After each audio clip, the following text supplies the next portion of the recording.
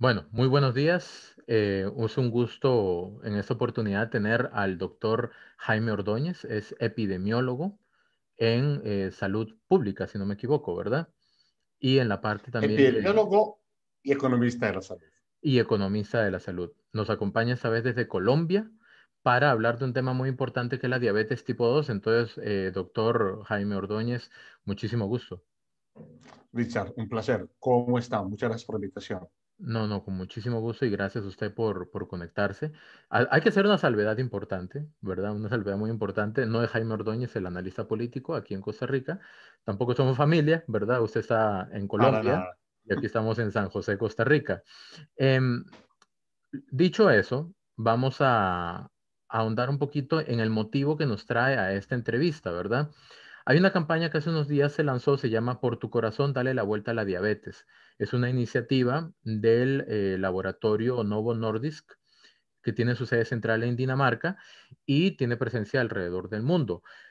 Como parte de esta campaña, se invita a varios profesionales en la salud, entre ellos el doctor Jaime Ordóñez, para hablar sobre el impacto de la diabetes tipo 2 en la salud cardiovascular. Entonces, de repente, ambientar un poquito, doctor, ¿qué es, en términos muy sencillos, que lo podamos entender todos los que no somos doctores, qué es la diabetes tipo 2? Perfecto. La diabetes tipo 2 es un desorden metabólico. Es una enfermedad en la que el organismo no tiene la capacidad de absorber la glucosa, el azúcar que consumimos. Cuando me refiero a azúcar, no me refiero al azúcar propiamente que está en las bebidas, no, no. Todos los alimentos tienen glucosa, todos. Ujú. Entonces, el organismo no es capaz de absorberlo de la forma adecuada. Se queda en el plasma, ¿no? Y al no entrar a la célula, esa glucosa va produciendo daños especialmente en los vasos sanguíneos, tanto en los pequeños como en los grandes. Entonces lo hablamos de un daño microvascular y macrovascular. Y ese daño constante termina reflejándose en el mediano y largo plazo en varias enfermedades, pero principalmente enfermedades cardiovasculares. A ver, doctor, si entiendo bien, eso es como la sangre está llena de glucosa, ¿verdad? Que es el componente que se deriva del azúcar que consumimos, ¿verdad? Pero no se permea al cuerpo, sino que se Exacto, queda no ahí entra a las células. y se satura, digamos, de esa misma glucosa y eso afecta a la salud cardiovascular. ¿Cuáles son los efectos que puede haber de una diabetes tipo 2? Me imagino que mal controlada. Entonces, sí, claro, mal controlada. El principal es infarto, Ujú. enfermedad cerebrovascular, lo que popularmente llaman un derrame. Los pacientes Ajá. también hacen insuficiencia cardíaca congestiva, es decir, el corazón va perdiendo la fuerza para bombear la sangre. Enfermedad renal crónica, los pacientes terminan en diálisis, insuficiencia renal. El paciente puede perder la vista, porque finalmente también hay una arteria grande que llega al nervio ocular y el paciente no va a poder tener la misma capacidad de visión y o una amputación. ¿Por qué? Porque como los vasos sanguíneos son tan pequeños al finalizar el pie, el paciente no solamente va a tener daño microvascular y macrovascular, sino que también va a ir teniendo un daño en los nervios, pierde la sensibilidad. Entonces, cualquier pequeña herida que se haga en el pie, él no la va a sentir. Ujú. Y eso, así sea su propia uña, una uña que se le enterró, él no la va a sentir. Entonces, esa uña con el tiempo se va infectando y cuando se dé cuenta muchas veces ya es tarde y ya ha cogido ventaja esa infección. Entonces muchas veces terminan en amputación, bien sea porque por perder la sensibilidad tuvo una herida y no la vio o porque simple y llanamente los vasos que van llegando allá son más pequeños y se van dañando con el tiempo. Doc- Entonces esos son los Ujú. 6 principales daños que hace y todos son daños vasculares. De Ujú. lejos, el que más duro le pega claramente es el infarto, la enfermedad cardiovascular. De hecho, doctor, no sé si me equivoco, usted me corregirá. em, de repente en la sociedad se trata como de independizar estos padecimientos. Tengo mal renal, tengo problemas de colesterol, ¿verdad? Bueno, me habla también del impacto a nivel cerebral.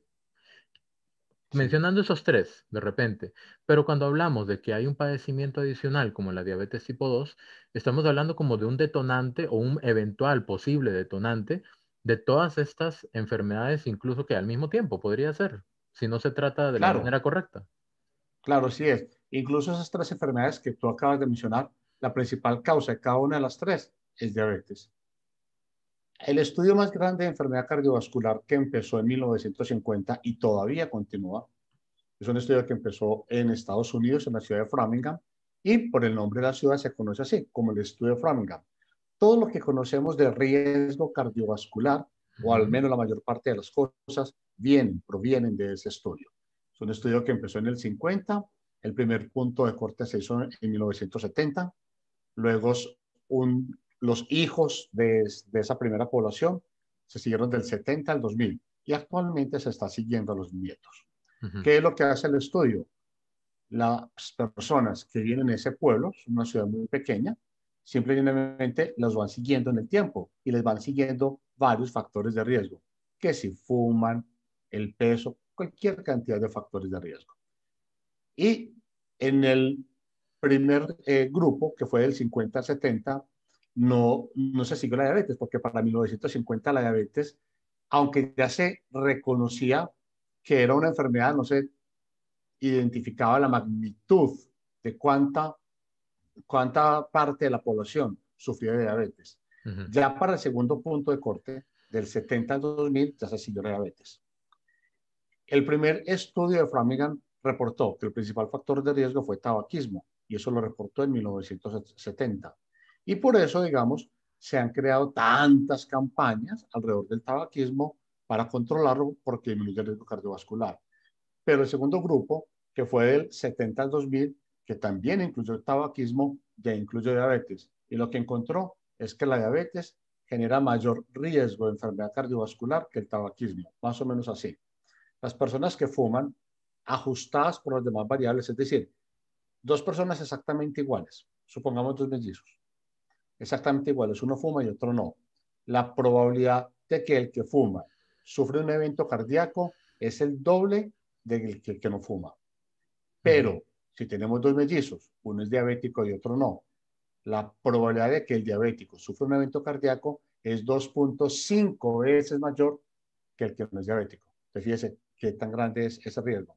Entonces, en este momento tenemos claramente identificado que el principal factor de riesgo de enfermedad cardiovascular, tanto infarto como la enfermedad cerebrovascular, es decir, lo que llaman un derrame que se tape las arterias del cerebro, es la diabetes.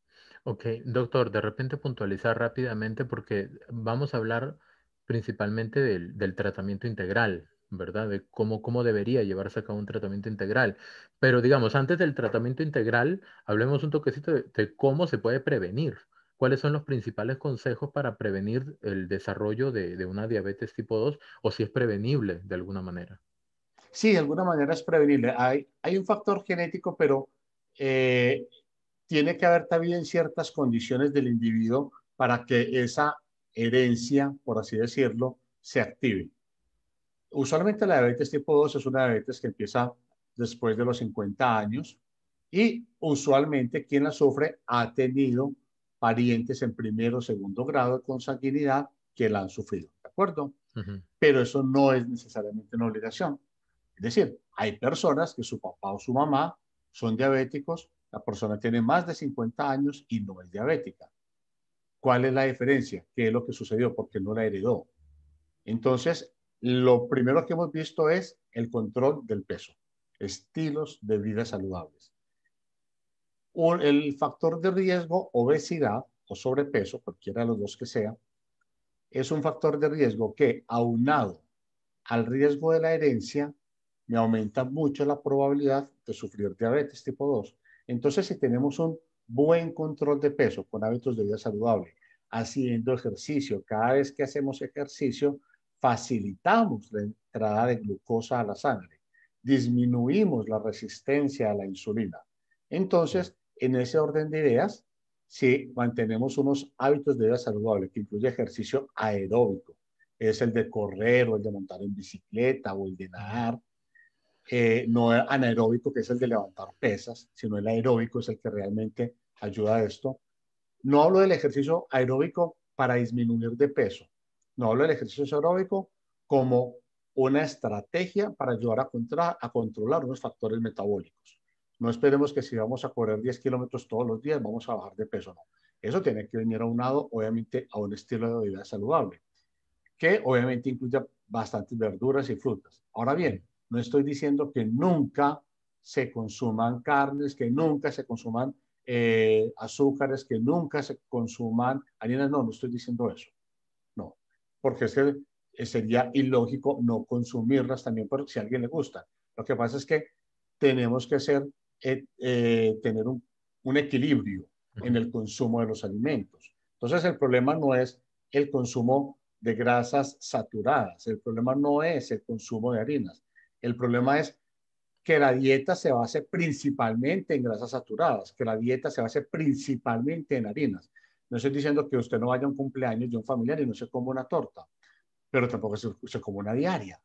Ujú, ¿De acuerdo? ujú. Entonces, en ese orden de ideas, un estilo de vida saludable nos permite también darnos esos placeres. Hay que tener licencia para esos placeres, que son innegables. Además, si uno prohíbe esos placeres, lo que va a terminar haciendo la gente es consumirlos a escondidas y de forma desbocada. No, se pueden tener de forma moderada. Tenga esos placeres, que es innegable que hay harinas de buen sabor, que hay un helado de muy buen sabor, pero no se trata de comerse 3 copas de helado todos los días tampoco. Más en la dieta latinoamericana, que es abundante en pan, tortillas y todo ese montón de cosas ricas, pero que a Claro, veces las consumimos en exceso.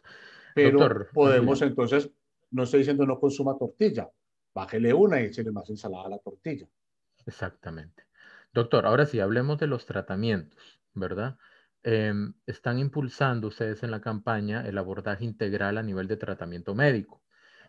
eh, en términos nuevamente sencillos, porque para que la gente en general pueda entender cuál es el beneficio de atender integralmente este padecimiento, esta enfermedad, cómo se puede entender ese tratamiento integral. Muy bien, el tratamiento integral comienza con lo que acabamos de decir. Ujú, Porque, claro, cuando el paciente diabético llega, la mayor parte de las veces no tiene un estilo de vida saludable. Entonces, hay que arrancar por ahí. El paciente debe comenzar a cambiar su estilo de vida. Por eso le digo, es mejor empezar a tener un estilo de vida saludable antes de, para no sufrir la enfermedad. Porque si la llega a sufrir, de todo modo lo va a tener que tener. Entonces, pues si lo vamos a tener, al menos que sea sin la enfermedad, ¿de acuerdo? ujú, Entonces, en ese orden de ideas, hay que empezar con el estilo de vida saludable y usualmente se comienza con medicamentos orales, que son ujú, relativamente sencillos y fáciles de manejar, tales como metformina o sulfonilurea. Son medicamentos muy antiguos que han demostrado que pueden ayudar al principio de la enfermedad, pero tienen un problema. Y es que algunos de estos medicamentos con el tiempo se ve que están relacionados con el sobrepeso. Entonces, vea lo que yo le decía ahorita. Si el paciente me llega con sobrepeso, con obesidad, pues va a aumentar el riesgo. Y si el medicamento que yo lo voy a dar, pues va a suceder eso, pues obviamente voy a estar en problemas en el control. Pero usualmente empezamos por ahí, aún asumiendo ese riesgo. Entonces, para disminuir ese riesgo de que me aumente de peso por causa del medicamento, pues somos mucho más exigentes en el estilo de vida saludable porque sabemos que ese es un evento que se podrá tratar. Hoy en día, en el siglo XXI, tenemos la oportunidad de tener una gran variedad de medicamentos y una gran variedad de insulinas. El año entrante, la insulina cumple 100 años de haber sido descubierta y en ujú. 2 años, quienes la descubrieron cumplirán 100 años de haberse ganado el premio Nobel por ese descubrimiento. Entonces, la insulina es el medicamento más antiguo que ha existido para el control de la diabetes. Ahora bien, lo que hemos visto también es que con el tiempo y sobre todo con esas primeras insulinas que se crearon, existía el concepto de que algunos pacientes podían ir haciendo resistencia a la insulina.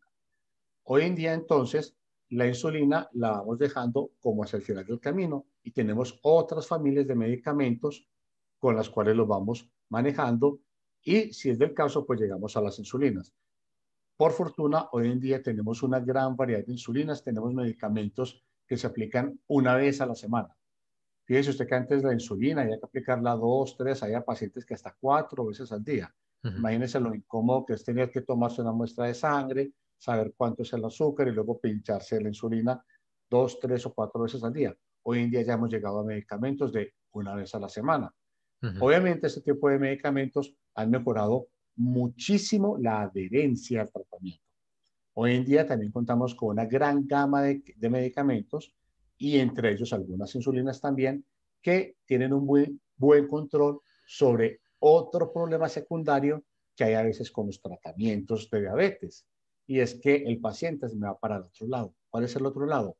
La hipoglicemia. Entonces pasamos de tener niveles de azúcar muy altos a bajarlos abruptamente. ujú. El paciente se marea y eso es muy incómodo. Entonces, ya tenemos también una serie de medicamentos que logran controlar de forma muy eficaz que el paciente tenga el menor número de eventos hipoglicémicos posibles, que ojalá no los tenga y que si los llega a tener sea muy leve y fácil de controlar. Doctor, perdón Entonces, que lo digan, interrumpa un momentito. ¿sí? Entonces, lo que le entiendo es que hasta ahorita los nuevos tratamientos, hasta donde le entiendo, hay dos beneficios que son los que se ha explicado hasta este momento. Uno, de que no hay que aplicarlo diariamente, sino incluso una vez a la semana. Y Sí, con una mayor eficiencia o eficacia, digamos, del medicamento sí, que las inyecciones diarias, digámoslo así. Y el así es. otro era La hipoglicemia. la hipoglicemia, ¿verdad? O sea, de que no da el efecto contrario, el extremo contrario. En vez de controlar el azúcar, más bien la baja. Entonces Exacto, es que también se están pregúntele. controlando eso. Se está evolucionando en ese sentido, me refiero. Exacto, usted le pregunta a cualquier paciente diabético qué es lo que más le incomoda del tratamiento y automáticamente le va a decir eso, la hipoglicemia, es que marearse y el paciente sabe que es por causa del tratamiento. Ujú, Y a eso hay que prestarle mucha atención. Cuando un paciente comienza a presentar hipoglicemia por causa del tratamiento, hay que o ajustar el tratamiento inmediatamente o cambiarlo inmediatamente. Pero no ujú, se le puede dejar así sin más ni más. Porque si usted le dice, vea, cuando se comience a marear, como un dulce, mantenga un dulce en el bolsillo. Vea, el paciente sabe, y el paciente ya, cuando el paciente consulta por eso, el paciente ya ha intentado eso ya lo ujú, sabía. Si usted ujú, no le hace ningún cambio en el tratamiento, tenga la plena seguridad que el paciente solo, por su propia cuenta, va a ir a hacerlo, ujú. porque él ya sabe qué es lo que le está produciendo el problema. Ok, Y si eso sucede, le digo, Ricardo, que perdimos al paciente. Lo ok. perdimos porque eso es una pérdida de la adherencia. Cualquier cambio que haga el paciente en la posología, es decir, en la frecuencia con la que debe administrarse el medicamento, ya es una pérdida de la adherencia, porque no lo está consumiendo de la forma en que se le ordenó. O sea, se está Entonces yo ya no sé qué es lo que automedicando. está. Esa, Ujú, así sea un medicamento que yo le ordené. Si yo ujú, se lo ordené, pero no lo está consumiendo de la forma en que se lo ordené, no tiene adherencia. ujú, Entonces, a esos pacientes hay que prestarle ujú, la mayor atención, porque no hay nada más ineficiente que hacer bien lo que no hay que hacer. Es decir, el paciente se va a seguir tomando el medicamento a la hora que es, pero con menos dosis. Pero ujú, resulta que había que cambiarse. Entonces, ¿qué va a terminar pasando? ujú, Que el paciente, aunque consumió el medicamento, de todos modos va a terminar desarrollando una enfermedad cardíaca, todas las complicaciones de la diabetes. ¿Por qué? Porque ese paciente, a cambiarse la posología, la forma de administrar, va a empezar a tener unas variaciones muy altas de la glicemia, a veces alta, a veces baja, a veces va a empezar a hacer esto. ¿Cuál es la idea? Que la glicemia se mantenga una variación relativamente pequeña. ujú, Siempre va a haber una variación de la glicemia. Si usted se hace una glicemia a determinada hora, va a ser diferente si se la hace a otra hora, pero no son variaciones grandes, son variaciones pequeñas, eso es normal. Pero el paciente diabético, si no lo cuidamos bien, me empieza a hacer un sub y baja, una montaña miedosa. ¿Dónde está el ujú, problema? Que cuando me sube, me está comenzando a hacer daño microvascular. Y cuando me baja, me hace una hipoglicemia. Entonces, nada me gano yo con tener un paciente que cuando le hago un examen que se llama hemoglobina glicosilada, es un examen que se le suele hacer a los pacientes cada 3 meses, y representa el promedio de la hemoglobina durante esos 3 meses. Pero es que el promedio puede ser producto de una variación baja o producto de una variación alta y el examen no lo va a reflejar. Entonces, nada me gano yo con tener un paciente con una hemoglobina glicosilada que aparentemente tiene un resultado normal cuando lo que está sucediendo en el día a día es que me hace estos subes y bajas y en el largo plazo me va a terminar haciendo un daño microvascular. Entonces, perderíamos todo el esfuerzo. Se perdió el dinero del tratamiento porque al final igual va a terminar desarrollando la enfermedad cardiovascular. Ok, entonces este tratamiento integral, si lo pudiéramos resumir como puntualmente, ¿verdad? ¿Cuáles son los beneficios más importantes, aparte de los dos que hablamos al inicio, cuáles podrían ser para que eventualmente el paciente que pueda ver esta entrevista diga, bueno, tengo una opción que me brinda estos beneficios? Claro, los beneficios pues básicamente son calidad de vida y evitar las complicaciones. Ujú, Ya que no evite la diabetes, entonces veamos el tratamiento de la diabetes, veámoslo como una prevención secundaria. En ujú, salud hay varios tipos de prevención. Hay prevención primaria, cuando tengo un estilo de vida saludable para evitar ciertas enfermedades, eso es prevención primaria. Pero ya desarrollé la enfermedad, puedo hacer una prevención secundaria. Desarrollé la diabetes y podría vivir toda mi vida con diabetes, podría tener una calidad de vida más o menos similar a la que tenía antes de la diabetes, haciendo una buena prevención secundaria. Es decir, podría, si desarrollé la diabetes a los 55 años, podría morir de 80, 85 años, como si no tuviera diabetes, y no tener que desarrollar un infarto a los 60 o 65 años, porque ya vivir con un infarto más diabetes después de los 60 o 65 años, la calidad de vida sí se va a afectar mucho. Entonces, ¿cuál va a ser el beneficio? Esperanza de vida, pero sobre todo calidad de vida. Vivir muchos años con buena calidad de vida, como si no sufriera diabetes, a pesar de que sabemos que le está sufriendo. Doctor, ¿este tratamiento del que estamos hablando es un tratamiento en específico o es una línea de investigación que se ha desarrollado y que cada doctor lo puede aplicar de forma diferente? Es como para que el paciente que tenga diabetes tipo 2 diga, ok, ¿hacia dónde me dirijo para explorar la posibilidad de tener acceso a ese tratamiento? Afortunadamente, como te decía, en lo corrido del presente siglo se ha desarrollado un sinnúmero de medicamentos antidiabéticos. Ya no solamente dependemos de la insulina cristalina y la insulina NPH y la metformina, que era lo único que teníamos el siglo pasado. Ya tenemos una gran cantidad de pacientes. Si hay algo que se debe ajustar a la medida, es el tratamiento. Entonces, yo no me voy a atrever a decir el tratamiento debe comenzar por acá, luego seguir por acá y terminar acá. No, porque sería un irrespeto con los pacientes, porque cada paciente va a tener necesidades diferentes, va a tener necesidades relacionadas con su peso, con la necesidad de consumir ciertos alimentos. Entonces, en ese orden de ideas, el tratamiento se customiza, se hace a la medida, como la ropa, preta por ter. Cada paciente es individual. Hay unas guías y existen muchas guías. Las más famosas obviamente son las de la Asociación Americana de Diabetes, ADA, por sus siglas en inglés. Y cuando usted ve las guías son inmensamente grandes. ¿Y por qué son tan grandes esas guías? Porque trae cada caso clínico. Es decir, cuando un paciente tiene estas características, hay que hacerlo así, así, así. Y si tiene estas, entonces trae cada paciente claramente desarrollado con las múltiples estrategias que deben seguirse. Entonces, claro, cada individuo tiene unas características. Es una enfermedad que es relativamente común. Se calcula que más o menos 9% de la población en el mundo la sufre. Desafortunadamente, Latinoamérica es una de las regiones que tiene más subdiagnóstico de la diabetes, es decir, que ha identificado menos individuos diabéticos, a sabiendas de que es posible que en Latinoamérica haya más. ¿Y por qué es posible que en Latinoamérica haya más que en las otras partes del mundo? Porque en Latinoamérica hay una gran prevalencia de sobrepeso y obesidad, por lo que usted decía ahorita, porque tenemos una gran cantidad de carbohidratos en nuestra dieta y digamos que no somos los que más ejercicio hacemos. Entonces, estas dietas con altos contenidos en carbohidrato, si no hacemos tampoco ejercicio, y ojo, no estoy diciendo que Si usted hace mucho ejercicio, puede comer mucho carbohidrato. No, eso es falso, absolutamente Lástima. falso. No, Qué no, no, no. lástima. No, no, no, no. Que me voy a mandar entonces una hamburguesa inmensa con triple queso, ¿no? Y luego salgo con una bebida gaseosa normal y O luego salgo a correr 10 un pan kilómetros. baguette de ese tamaño, No, olvídese, completo. no, eso es falso. Eso es absolutamente falso. Toda la publicidad relacionada con que yo puedo comer algo y luego salir a correr para bajar, tomar ese peso, no, es falso. No. Ujú.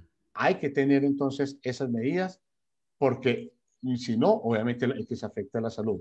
De hecho, lo que podemos ver en el mundo y especialmente en Latinoamérica es que en los últimos años enfermedades como la enfermedad cardiovascular, la hipertensión, la diabetes, muchos tipos de cáncer vienen aumentando de forma importante. Y una gran cantidad de esas enfermedades está relacionada con el aumento de peso, con el exceso de peso. Si se lograra controlar el exceso de peso, no solo vamos a disminuir el riesgo de diabetes, sino el riesgo de hipertensión, de dislipidemia y algunos tipos de cáncer, entre ellos el cáncer de mama, especialmente el que da después de la menopausia. Doctor, yo le agradezco muchísimo este tiempo para hablar, como le dije al inicio, una pincelada general de esta enfermedad. De repente, si hubiera otra oportunidad, me gustaría que podamos hablar específicamente sobre la prevención, Claro ¿verdad? que sí. Ahondar en la prevención, romper un poco esos mitos y en otra oportunidad ya podríamos hablar mucho más en detalle sobre el tratamiento, el seguimiento y de repente hasta el cambio de vida que debería ser una persona diagnosticada de diabetes. Pero de verdad le agradezco muchísimo estos minutos que nos ofreció y esperamos, como le digo, que no sea la última vez. Claro que sí, Ricardo, con el mayor de los gustos y ojalá pues cuando termine esa pandemia pueda volver a San José que solía ir con cierta regularidad a comer frijoles negros y ese plato tan rico que tienen ustedes allá con El frijoles gallo negros. pinto. Exactamente. Está bien, ahí lo compartimos de repente. Claro que sí. Muchísimas gracias Listo. por la invitación. A usted las gracias, doctor.